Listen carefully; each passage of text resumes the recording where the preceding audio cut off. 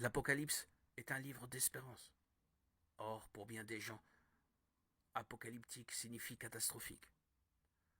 Ce contresens est né de la puissance des images qui se bousculent dans le livre, puissance décuplée par les représentations artistiques. Pourtant, les illustrations mozarabes des XIe et XIIe siècles ou les gravures d'Albrecht Dürer en 1498 par exemple nous ouvrent à la dimension symbolique de l'œuvre.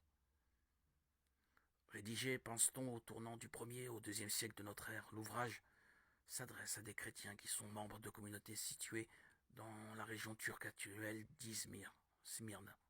Ils traversent une crise, laquelle peut être une persécution. L'empereur romain du moment pourrait être Domitien, qui a régné de 81 à 96. On l'a comparé à Néron et il a renforcé l'absolutisme en exilant des personnalités. Jean a pu en faire partie, et même en les exécutant. Il a également développé le culte impérial avec des temples et un clergé, ce qui était une manière de canaliser la piété populaire en soudant les populations.